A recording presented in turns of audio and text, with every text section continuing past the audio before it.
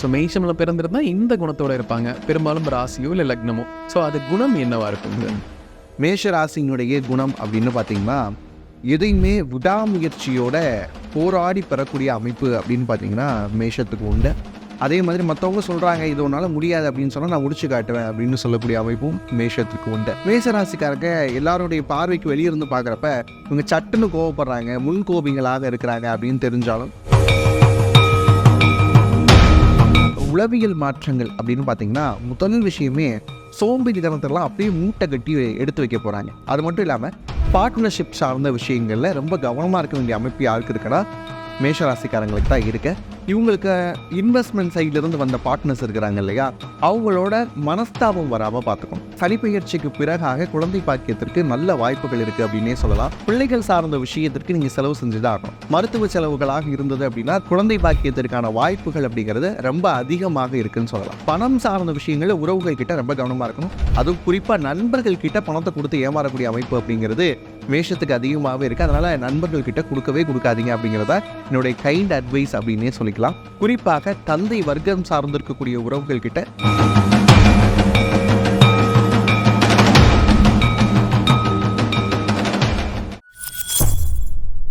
பக்தி பிளஸ் நேயர்களுக்கும் வணக்கம். இன்று நம்மோடு இணைந்தவர் Indo modern astrologer Balu Anand அவர்கள். வணக்கம் சார். வணக்கம். இன்னைக்கு மேஷ ராசி நேயர்களுக்கு சனி பெயர்ச்சி வாக்கியப்படி இந்த வருடத்தில் நடக்க போகுது. ஸோ வாக்கியப்படி எந்த டைமில் மாறுது, அதே மாதிரி எந்த பொசிஷன்ல இருந்து என்ன மாறுது, அந்த மாதிரி விஷயங்கள் எல்லாமே நம்ம நேயர்களுக்கு மேஷ ராசி சம்மந்தப்பட்டதை சொல்லுங்க சார். சனிப்பெயர்ச்சி 2026 வாக்கிய பஞ்சாங்கப்படி மார்ச் 6 மாறுறாரு. மேஷத்துக்கு 12ஆம் இடம் அப்படின்னு சொல்லக்கூடிய மீன ராசிக்கு வர, அதாவது கும்பராசியிலிருந்து மீன ராசிக்கு வரக்கூடிய அந்த காலகட்டம் பார்க்குறோம். இது மேச ராசிக்கு எப்படி இருக்கும் அப்படின்னு பார்த்தீங்கன்னா 12 அப்படின்னு சொன்னாலே விரயஸ்தானம். விரயஸ்தானத்துக்குள்ளே சனி வரக்கூடிய இந்த காலகட்டம் இவங்களுக்கு 7.5 சனியினுடைய முதல் 2.5 காலகட்டம் அந்த ஆண்டுகளுக்கான காலகட்டமாக அமையுது. பொதுவாகவே மேஷத்துக்குன்னு ஒரு குணம் இருக்கும் இல்லைங்க சார். ஸோ மேஷமில் பிறந்திருந்தா இந்த குணத்தோட இருப்பாங்க, பெரும்பாலும் ராசியோ இல்லை லக்னமோ. ஸோ அது குணம் என்னவா இருக்குங்க சார்? மேஷ ராசியினுடைய குணம் அப்படின்னு பார்த்தீங்கன்னா, எதையுமே விடாமுயற்சியோட போராடி பெறக்கூடிய அமைப்பு அப்படின்னு பார்த்தீங்கன்னா மேஷத்துக்கு உண்டு. அதே மாதிரி மற்றவங்க சொல்கிறாங்க இது ஒன்றால் முடியாது அப்படின்னு சொன்னால் நான் முடிச்சு காட்டுவேன் அப்படின்னு சொல்லக்கூடிய அமைப்பும் மேஷத்துக்கு உண்டு. மேஷராசிக்காரங்க எல்லாருடைய பார்வைக்கு வெளியிருந்து பார்க்குறப்ப இவங்க சட்டுன்னு கோவப்படுறாங்க, முன்கோபிங்களாக இருக்கிறாங்க அப்படின்னு தெரிஞ்சாலும் அவங்களுக்குள்ள உள்ளார்ந்த பாசம் அப்படிங்கிறது உள்ளே இருக்கும். கிட்டத்தட்ட ஒரு பலாச்சலம் மாதிரி அப்படின்னு சொல்லலாம். வெளியிருந்து பார்க்குறப்ப கரடு முரடாக இருந்தாலும் அவங்களுக்குள்ளே இருக்கக்கூடிய அன்பை சில நபர்களால் மட்டும்தான் புரிஞ்சிக்க முடியும். அந்த மாதிரியான குணம் தான் மேசராசியினுடைய இயல்பான குணமாகவே இருக்கும். மேஷராசிக்கு இந்த சனி பெயர்ச்சிக்கு பின் ஒரு உளவியல் மாற்றம் ஏற்படும். அவங்க பழக்க வழக்கங்கள் இருக்கலாம், இல்லை அவங்க மனநிலை எப்படி இருக்கப்படும், இந்த சனியினால் அவங்க மனநிலையில் ஏதேனும் மாற்றங்கள் வருமாங்க சார்? இந்த சனி பெயர்ச்சியில் மேசராசிக்காரங்க அடையக்கூடிய உளவியல் மாற்றங்கள் அப்படின்னு பார்த்தீங்கன்னா முதல் விஷயமே சோம்பேறித்தனத்தெல்லாம் அப்படியே மூட்டை கட்டி எடுத்து வைக்க போகிறாங்க. ஏன்னா மேஷராசிக்காரங்களுக்கு இயல்பாகவே ஒரு சின்ன சோம்பேறித்தனம் இருக்கும். லைக் நாளைக்கு பண்ணலாம், நாளை கழிச்சு பண்ணலாம், இப்போ இது என்ன உடனே பண்ணி தான் ஆகணுமா அப்படிங்கிற மாதிரிலாம் கேள்வி கேட்பாங்க. ஆனால் இந்த சனி பயிற்சியில் அடுத்திருந்து உடனே சில விஷயங்களை நன்றே செய், அதை இன்றையே செய் அப்படிங்கிற ஒரு மனநிலையை சனீஸ்வர பகவான் கொடுக்க போகிறார். இது எப்படின்னா, ஒரு பேக் பெஞ்சர் ஒரு ஸ்டூடெண்ட் இருக்காருன்னு வச்சுக்கோங்க. அவர் படிக்க மாட்டார், ஹோம்ஒர்க் செய்ய மாட்டார், எதுவும் பண்ண மாட்டார். அப்போ டீச்சர் என்ன பண்ணுவாங்க, அப்படியே முன்னாடி கூப்பிட்டு வச்சு பாடம் நடத்துவாங்கல்ல, அது மாதிரி சனீஸ்வர பகவான் உங்களை ஃபஸ்ட்டு பெஞ்சில் கூப்பிட்டு உட்கார வச்சு இது வரைக்கும் இருக்கக்கூடிய கர்ம பதிவுகளை எல்லாத்தையும் டீச் பண்ணக்கூடிய காலகட்டமாக இருக்கிறதுனால நன்றே செய் இன்றே செய்யுங்கிற மாதிரி எல்லா விஷயத்தையும் உடனே செய்ய போகிறீங்க. உங்களுடைய சோம்பேறித்தனம் எல்லாமே மூட்டை கட்டி வைக்க போகிறீங்க. இதில் இன்னொரு விஷயம் என்ன அப்படின்னு பார்த்தீங்கன்னா, மற்றவங்க மேலே பரிதாபம் அப்படிங்கிற விஷயம் இருக்குல்ல, அது மேஷத்துக்கு கொஞ்சம் கம்மியாக தான் இருக்கும். செல்ஃப் பிட்டினஸ் அப்படின்னு சொல்லுவாங்க, சுய பச்சாதாபம், அடுத்தவங்களை பார்த்துட்டு ஏன் நல்லா தானே இருக்கேன், உன் மேலே நான் ஏன் இறக்கப்படணும் அப்படிங்கிற குணங்கள்லாம் அதிகமாக இருக்கும். ஆனால் இந்த 7:30க்கு அப்புறம் என்ன ஆக போகுது அப்படின்னு பார்த்தீங்கன்னா, இவங்களுக்கு மற்றவங்க மேலே ஒரு கருணை வரும், மற்றவங்கள பார்க்குறப்பே ஒரு இரக்கம் வர ஆரம்பிக்கும். இந்த மாதிரியான விஷயங்கள் எல்லாம் மிகப்பெரிய உளவியல் மாற்றங்கள் இது இந்த 7:30 தான் மேஷராசிக்கு இருக்க போகுது. மேஷராசினியர்களுக்கு பணவரவு அப்படிங்கிறதுமே இந்த 7 சனி காலகட்டத்தில் எப்படி இருக்க போகுது, அதையும் மீறி நமக்கு பணம் சம்பாதிக்கிறாங்கன்னா அதை முதலீடு செய்வதற்கு பல்வேறு குழப்பங்கள் இருக்குது. இந்த காலகட்டத்தில் தங்கமில் போடலாமா, நிலத்தில் போடலாமா, சில பேருக்கு வீடு கனவுகள் இருக்குது. ஸோ பண சேர்க்கை எப்படி இருக்க போகுது இந்த 7 சனியில். அதே சமயம் அதை முதலீடு செய்வது எங்கே செஞ்சால் லாபம் அதிகப்படியாக இருக்கும் சார்? மேஷராசிக்காரங்களுக்கு இந்த 7.5 சனியில் பண வரவு எப்படி இருக்கும் அப்படின்னு பார்க்குறப்ப என்ன சார் பணம் வரவை பற்றி நீங்கள் பேசுகிறீங்க, அதுவும் 12ல் வந்து சனீஸ்வர பகவான் வராரு, அதாவது விரயஸ்தானத்துக்கு வராரு. விரயஸ்தானத்துக்கு வரப்போ செலவு தானே சார் ஆகும் அப்படின்னு கேட்டால், வரவு இருக்கிற அளவுக்கு செலவு இருக்கும். இப்போ வரவும் அதிகமாகும், செலவும் அதிகமாகும். இந்த செலவுகளை நம்ம எப்படி இன்வெஸ்ட் பண்ணுறோம் அப்படிங்கிறதா நம்முடைய தெளிவான முடிவு அப்படின்னு நினைக்கிறேன். மேசராசிக்காரங்களுக்கு எப்பயுமே சேமிக்கக்கூடிய குணம் இருக்கும். அந்த சேமிக்கக்கூடிய குணத்தை இனியும் கண்டினியூ பண்ணுங்க அப்படிங்கிறது தான் மொதல் விஷயம். சரி, எதில் சார் சேமிக்கிறது, எனக்கு வரக்கூடிய பணம் அப்படியே போகிற மாதிரி இருக்கே, எதில் சேமிக்கலாம் அப்படின்னு கேட்டிங்கன்னா, ஷேர் வாங்குறதா இருந்தீங்க அப்படின்னா டிஃபென்ஸ் ரிலேட்டடான ஷேர்ஸ் வந்து வாங்கலாம். ஏன்னா செவ்வாயுடைய காரகத்துவம் அப்படிங்கிறப்ப டிஃபென்ஸ் ரிலேட்டடான விஷயங்கள் வாங்கலாம். உங்களுக்கு ராசிக்கு எங்கே வராரு அப்படின்னு பார்த்தீங்கன்னா 12ல் வரார். 12ல் வரப்போ அது குருவோட வீடாக வருது. அப்போ நீங்கள் என்ன செய்யலாம் அப்படின்னா, கோல்டு தாராளமாக வாங்கலாம். நிறைய பேர் கமெண்டில் போடுவாங்க, கோல்டு வாங்குற அளவுக்குலாம் காசு இல்லை சார் அப்படின்னு சொல்லிட்டு. காசு வரும். ஏன்னா 7 சனி நடக்கிறப்ப விரயஸ்தானத்தில் இருந்தாலும் கூட பணவரவுகள் அதிகமாக தான் இருக்க போது. கோல்டை இன்வெஸ்ட் பண்ணுங்கள். ஷேர்ஸில் டிஃபென்ஸ் மாதிரியான விஷயங்களில் இன்வெஸ்ட் பண்ணலாம். கண்டிப்பாக ஆனால் இன்வெஸ்ட் பண்ணுங்க. இப்போ தொழில் செய்யக்கூடிய மேஷராசி நபர்களுக்கு ஒரு பயம் இருந்துக்கிட்டே இருக்குது. நமக்கு 7 சனி இருக்குது, நம்ம இந்த காலகட்டத்தில் தொழிலை ஜெயிக்க முடியுமா, இருக்கிற தொழிலில் பிரச்சனைகள் எப்போதுமே இருக்கிறதா, இருந்தாலும் அதை 7 சனினால தான் வருதோ அப்படிங்கிற ஒரு பயம் இருக்குது. அதை சமாளிக்க என்ன வழிங்கிறதும் தெரியாமல் இருக்காங்க. ஸோ தொழில் செய்யக்கூடிய நபர்களுக்கு இந்த ஆண்டு சனி பயிற்சிக்கு பின் எப்படி இருக்கும், இதை சமாளிக்க முடியுமாங்க சார்?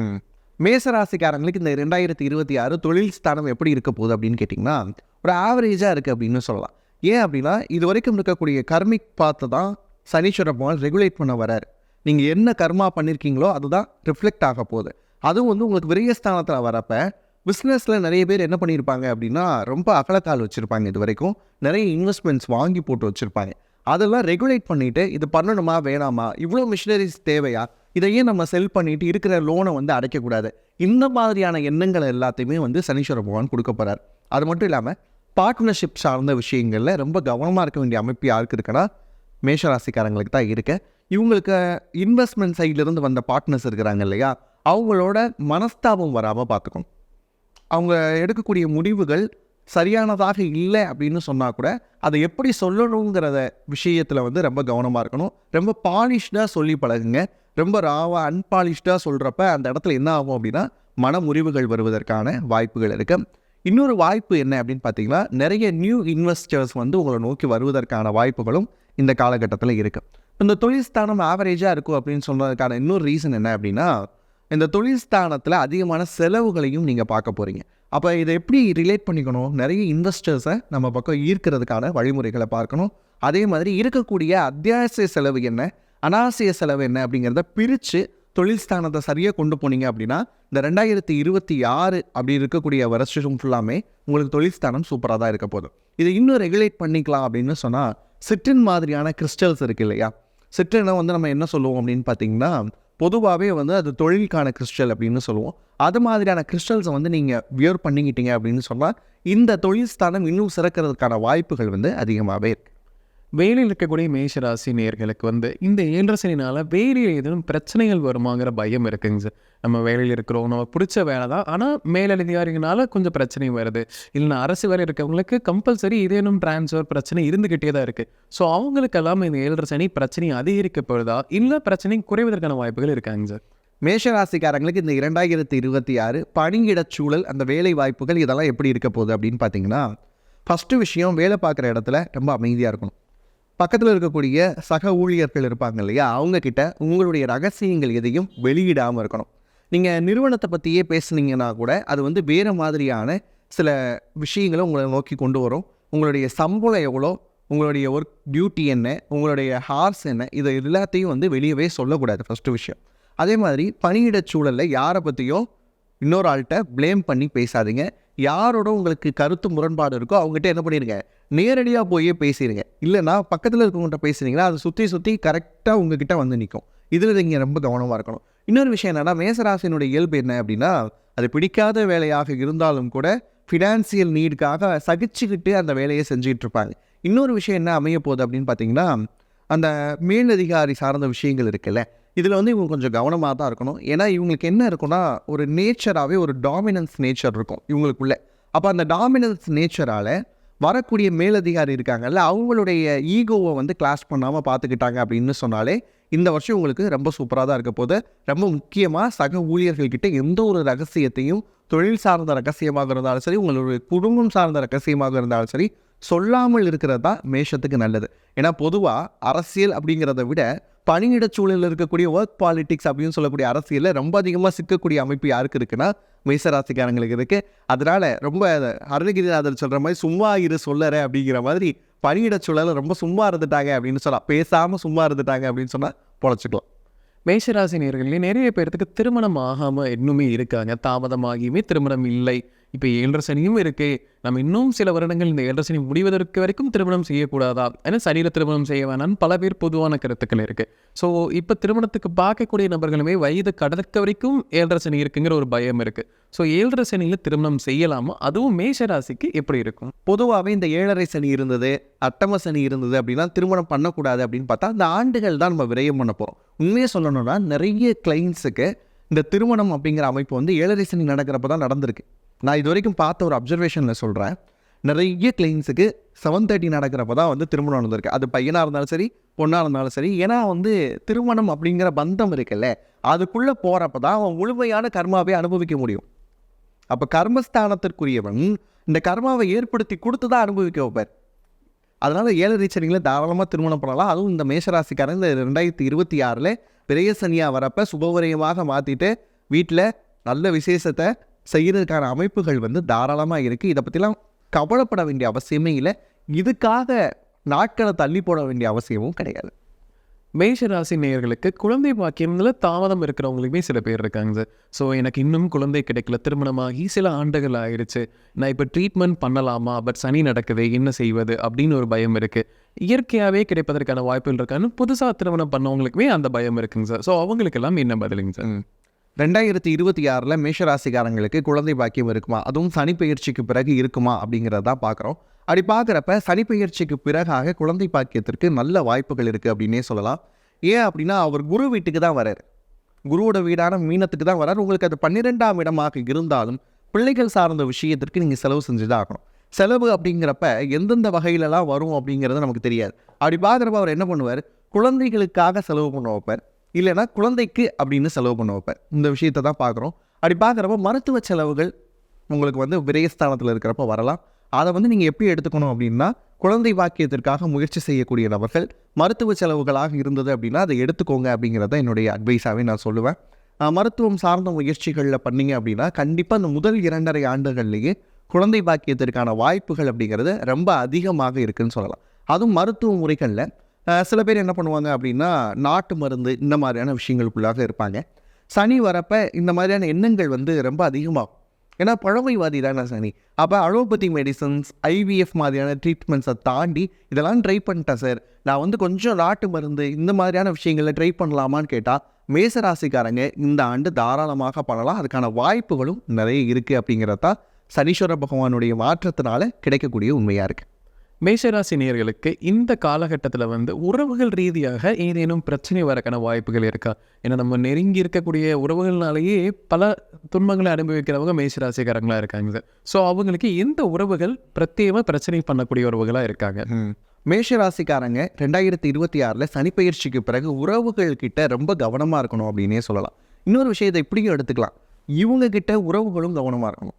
2 சைடுமே நம்ம பார்க்க வேண்டியது இருக்குது. ஏன் அப்படின்னா மேஷராசிக்காரங்களுக்கு நான் ஏற்கனவே சொன்ன இயல்பாகவே ஒரு விதமான கோபம் இருக்கும்.